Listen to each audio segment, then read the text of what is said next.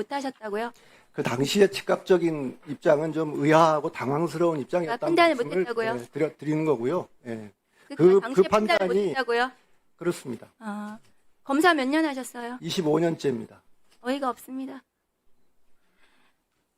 대전고검 차장님 네. 좀 묻겠습니다. 화면 좀 올려주세요. 2023년 7월 오송 궁평이 지하차도 참사가 일어났습니다. 14명의 국민이 사망했고요. 16명이 상해 입은 사건입니다. 그 청주시장을 비롯해서 그 기소가 된 상태인데요. 올해 1월 13일 청주지검에서 불기소 처분을 김영환 도지사에게 했습니다. 그 기소가 된 상태인데요. 올해 1월 13일 청주지검에서 불기소 처분을 김영환 도지사에게 했습니다. 이 오송 참사는 중대재해처벌법상 시민재해를 인정한 첫 기소 사례인데요. 김영환에 대해서는 청주지검이 올해 1월에 불기소를 했습니다. 그런데 대전고검의 항고 사건 지금 수사 중에 있습니까? 네, 그렇습니다. 항고 제기를 했나요? 대전고검에서 직제기하거나 이렇게 해서 수사 중입니까? 아니면 그냥 검토 중입니까? 지금 검토 중입니다. 검토 중에 있습니까? 2월에 항고했죠. 네네. 그 김영환이 누군지 화면 좀 올려주세요. 이 사람은 친윤 중에 찐윤이고요. 특히 김건희에 대해서는 굉장히 김건희에 대한 비호를 했던 사람입니다. 그런데 이 김건희에 대해서는 이제 김영환 도지사가 어떤 얘기했냐면 우리의 리스크가 아니라 축복이다. 이런 얘기까지 했거든요. 근데 이 김영환에 대해서는 오송 참사 사건에서 2024년 작년 12월 3일 내란 직후에 올해 1월에 그러니까 윤석열 탄핵 선고 전에 서둘러서 봐주기 처분을 한 것이 아닌가 이런 의혹이 있습니다. 화면 좀 올려주세요. 김영환에 대한 불기소 결정을 보면 화면이 안 올라가나요?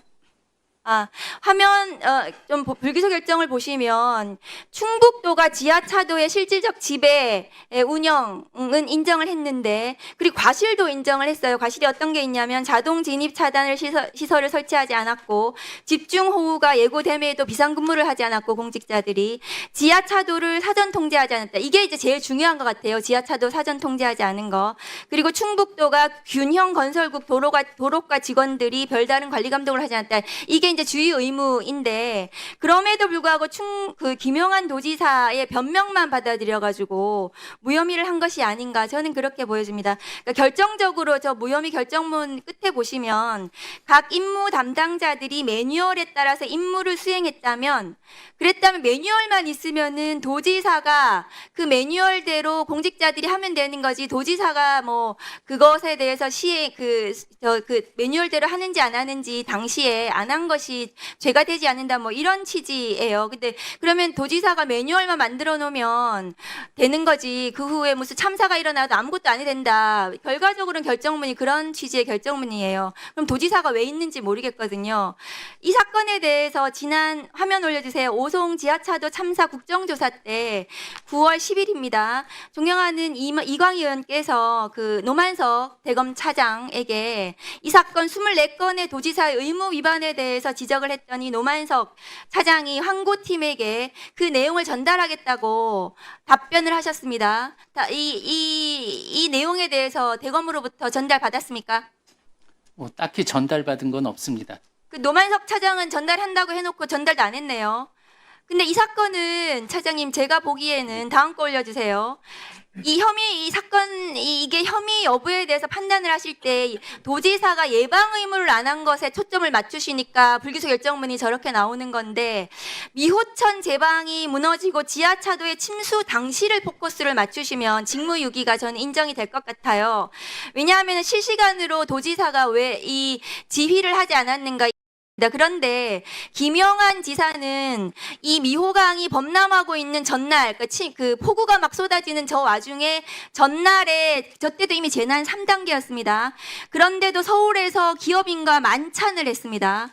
그리고 그날 오송 참사 그 시간 8시부터 10시 사이에 나가지 않고 집에서 SNS를 하고 있었어요. 딴 걸로.